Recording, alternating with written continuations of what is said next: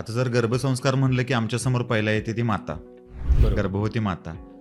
आता बऱ्याच वेळा काय होतं की खास करून ग्रामीण भागात एखादी महिला जेव्हा गर्भवती राहते तेव्हा त्या 9 महिन्याच्या जे सायकलमध्ये बऱ्याच वेळा आईकडून सुद्धा काही वाईट साईड बोललं जातं किंवा नवरा बायकोंची पती पत्नींची भांडणं होतात किंवा घरामधलं वातावरण बऱ्यापैकी दूषित असतं. बरोबर. या सगळ्यांचा परिणाम होणाऱ्या बाळावरती होत असतो का? नक्कीच होत असतो. कसं, आणि खूप चांगला प्रश्न पण विचारला मी म्हणेन, कारण मला एक कॉमन असा प्रश्न विचारला जातो की सर, पतीचा रोल काय? हां, म्हणजे मी फक्त येणारच होतो पतीचाच तिकडे. नाहीये, तर Yes. त्या इनलॉजचा सुद्धा आहे, इव्हन सोसायटीचा सुद्धा रोल आहे या परिस्थितीमध्ये. हम्म. कारण प्रेग्नंट महिला म्हणजे ती कॅरी करते त्या बाळाला, म्हणजे झालं तिचाच रोल आहे असं नाहीये. हम्म. ती फिजिकली कॅरी करते, बट तिच्या माध्यमातून त्या बाळामध्ये निर्माण होणारं जे अंतर्गत व्यक्तिमत्व आहे, त्या बाळाचा स्वभाव, स्वरूप, संस्कार, कपॅसिटी जे आपण बोललो, हे बनत असताना ते कुणाच्या माध्यमातून बनणार आहे? तर त्या स्त्रीच्या माध्यमातून बनणार आहे. आज जेव्हा हे बाळ त्या स्त्रीच्या प्लासेंटाला त्या नाळेनं जोडलं गेलेलं आहे, नाळ जोडली गेलेली आहे, नाळ जोडलेलं आहे, तेव्हा ते बाळ काय आहे? त्या शरीराचा हिस्सा आहे, ते कोणतं वेगळं पर्सनॅलिटी नाही आहे.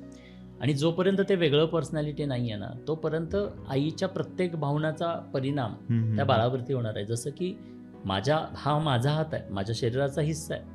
माझा मूड चांगला नाही तर मला एखादं काही लिहायचं असेल, ड्रॉ करायचं असेल तर मी नाही करणार आहे, माझा हात वर्क नाही करणार आहे. वाय? माझ्या मूडचा, माझ्या भावनांचा माझ्या हातावरती जसा परिणाम होतोय, तसंच त्या स्त्रीच्या भावना बिघडलेल्या असतील या कंडिशन्समध्ये, तर त्याचा परिणाम त्या युट्रसमध्ये असणाऱ्या बाळावरती पण होतो.